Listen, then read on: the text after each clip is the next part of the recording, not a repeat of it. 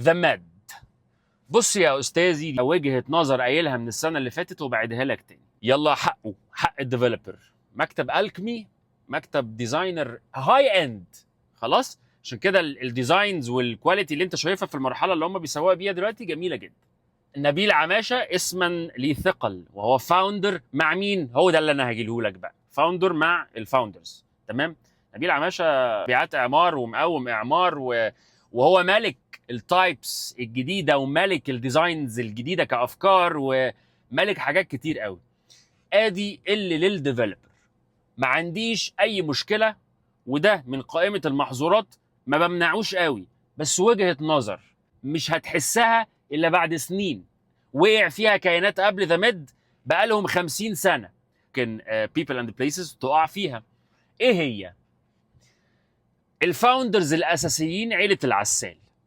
لو حكمي على مصر ايطاليا، لو هاخد الديفلوبر ده واحكمه بمصر ايطاليا، هو بيقول لك لا، ما تحطنيش مع مصر ايطاليا، انا حاجه تانية. حاضر، هجي لك في الحاجه التانية، بس خليني في اول سيناريو. مصر ايطاليا عندها مشاكل مش عايزين نتكلم عنها كتير، لان هي معروفه جدا في الماركت. اخرها سحب اراضي مستقبل سيتي، ارض مستقبل سيتي، وده لا يليق. تمام. عندهم مشاكل فاينانشال شويه، تم حل الخلاف اللي بينهم مش عايز اتطرق للمشاكل دي، مش دي قصتي خالص. السكسس ستوري بتاعت مصر ايطاليا، جاردن 8 احلى نسخه للكوميرشال اريا، الله اديله حقه برضه. طب ما انت هتقول لي نوفا فيستا قديمه كان في مشاكل كونستراكشن وكراكنج كاي السخنه، تمام، برضه متفق معاك.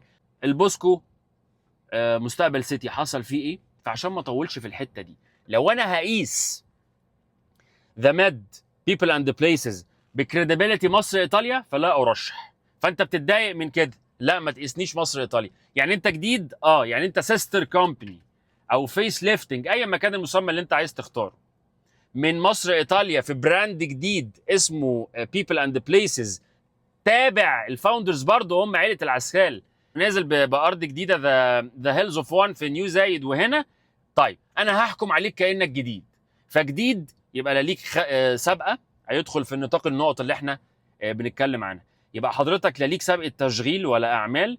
يبقى حضرتك الكواليتي اوف كونستراكشن ما اعرفهاش، لان لو حكمت على الكواليتي اوف كونستراكشن مصر ايطاليا، لا ارشح كواليتي اوف كونستراكشن. ركز في الكلمه، انا بحدد حاجه معينه، كواليتي اوف كونستراكشن مواصف. فانت جديد، تمام.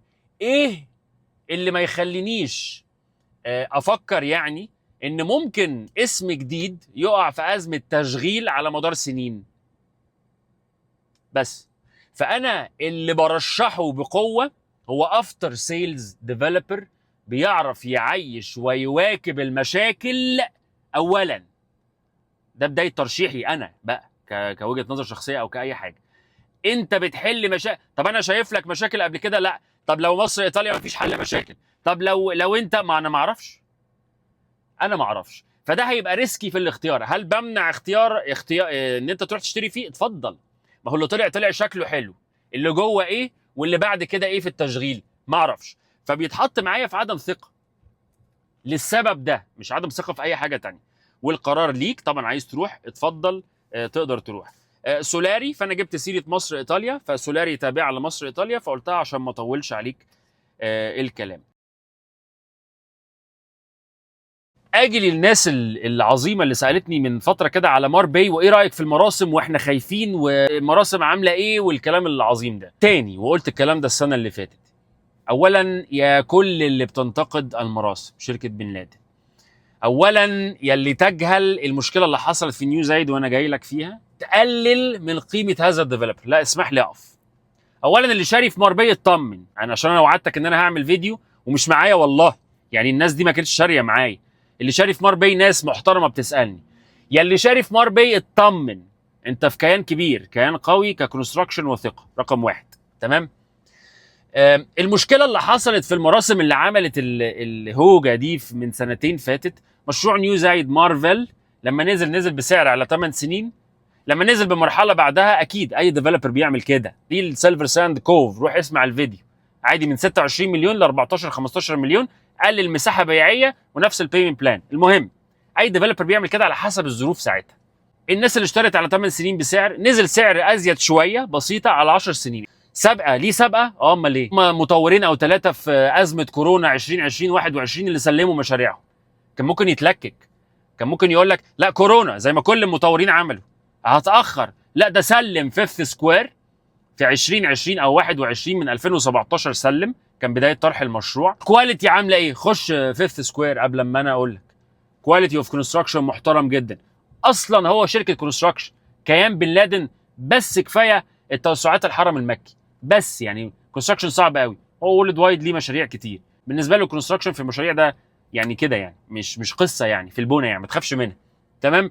فيفث سكوير طالع بكواليتي حلوه جدا، تشغيله حلو جدا، صيانه حلوه جدا، كان بيسلم متشطب بالتكييفات، تشطيب بيزك حلو جدا، بيزك حلو جدا مش رخام يعني وبتاع. هو السيراميك والابواب والشبابيك والحاجات طالعه بصوره انا بقى احكم عليه، ده كان شغلي يعني، طالعه بصوره لطيفه جدا.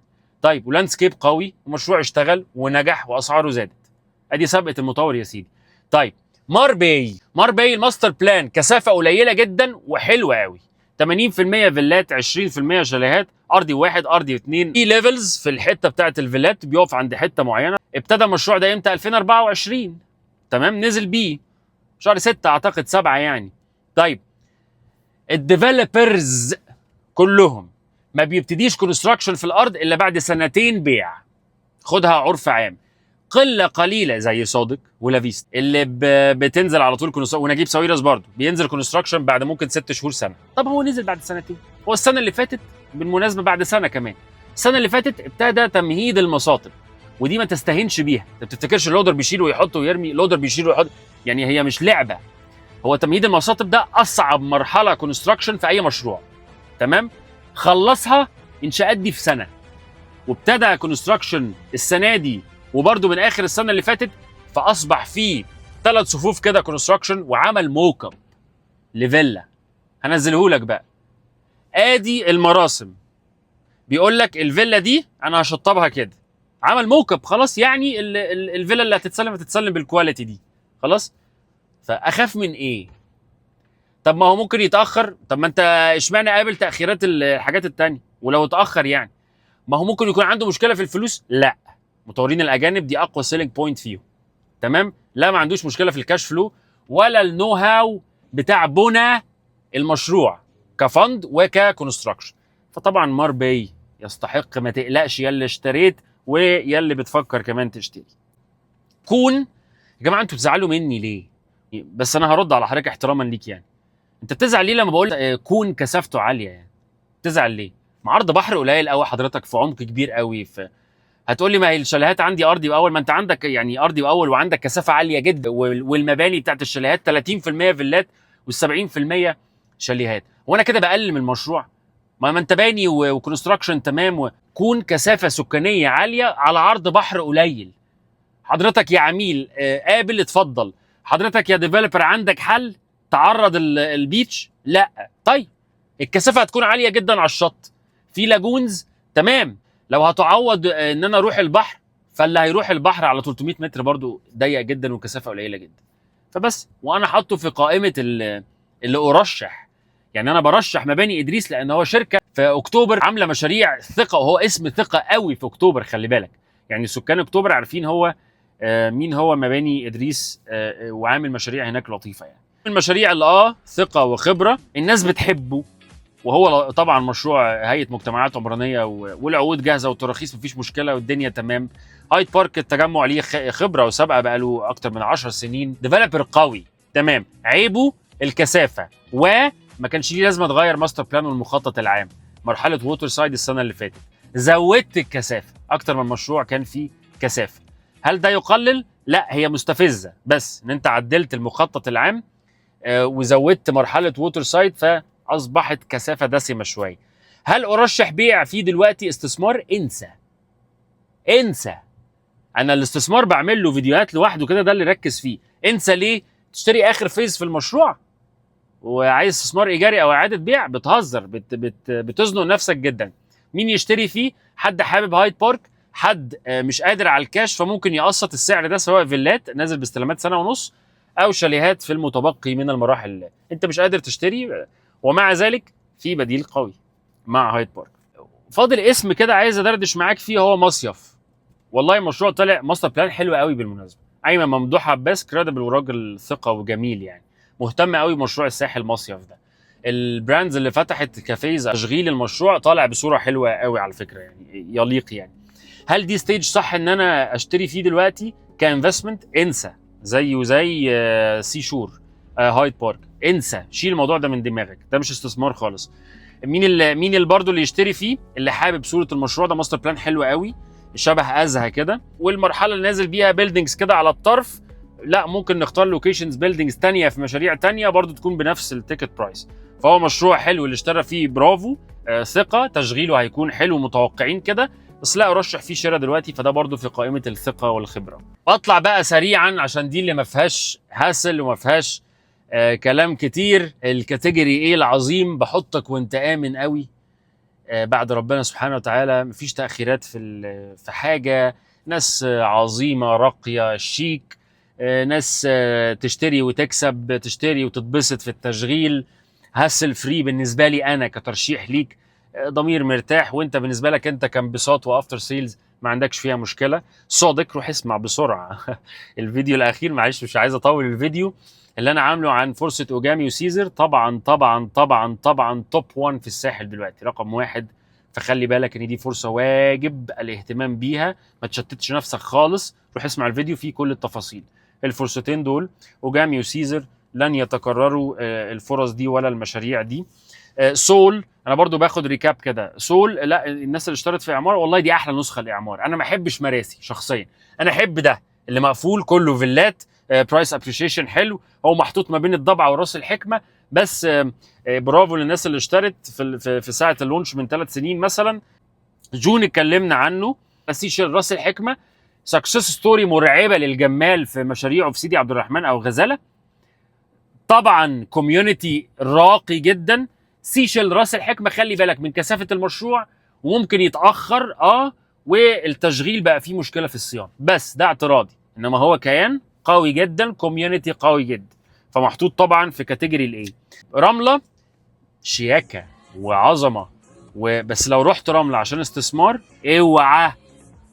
هو اند يوزر دلوقتي، للي انا قلت عليهم قبل كده، اللي مش قادر يدفع كاش يعمل انستولمنتس مع الديفلوبر. كوميونتي جميل يفتقر البرايم لوكيشنز، معظم الماستر بلان على جرينري اريا، والمتاح دلوقتي لوكيشنز مش حلوه. لاجون واحده في النص، السعر الشاليهات اللي فيه غالي جدا، وانت بتكلمني هقارن لك لاي اوت بلاي اوت، تيكت برايس بتيكت برايس، وهنعمل مقارنات كتير قوي في الحته دي. فرمله دلوقتي ستيج لا ارشح، وانفستمنت لا. ليه؟ برضه حاطط 50 60% عدم بيع في الكونتراكت، خلاص المشروع قرب يخلص. لافيستا راس الحكمه، الديفلوبرز القليله زي صادق كده اللي بتسلم قبل المده. المطور الوحيد اللي مش حاطط في العقد بتاعه نسبه تاخير او جريس بيريد. تخيل، مش حاطط على نفسه ان انا في حاله ما انا حاطط جريس بيريد معينه 6 شهور او سنه، هو مش حاطط البند ده اصلا. فتخيل هو ثقته في الكونستراكشن، كاش فلو طبعا ومايلستونز تسليمات وعامل ازاي. فباشمهندس علاء وباشمهندس محمد الهادي احترم الدماغ جدا يعني، مشاريعه قويه وناجحه. هاسيندا باي وباي ايست. لافيستا راس الحكمه عندك استلام فوري، استلام سنه ونص لحد 4 سنين. هتلاقي عندك كل حاجه ولوكيشنز حلوه جدا، وعقار ثمين وقوي تقدر تشتري فيه وانت مطمن، فمحطوط في الكاتيجوري. تمام. عشان يجي بعد الفيديو ده كله هلخص لك بقى، بعد الفيديو ده كله ملخص كده، مين من هنا اسمين 3 ومين من هنا اسمين في كل الكاتيجوريز اللي تقدر تقارن بيهم. بعد كده نشتغل انا وانت بقى مع بعض ككونسلتيشنز، كمقارنه الانسب لاحتياجات حضرتك. نبعت واتساب الاول من فضلكم عشان ننظم المواعيد، وانظم لك عشان اديك كامل حقك وتبقى معايا من البرايورتي، الاولويه للعملاء اللي انا بتابع معاها، لان لا يمكن اقدر اتابع مع الكل شخصيا يعني. فبنعمل بروسيس كده ككونسلتيشنز، بعد كده بنحدد مواعيد ونبتدي ندخل نتكلم مع بعض. طولت شويه في الفيديو ده، بس كان واجب عشان تطلع منه وانت مستقر شويه. شكرا جزيلا لوقتك ولوقتكم، وانتظروا الفيديو القادم ان شاء الله.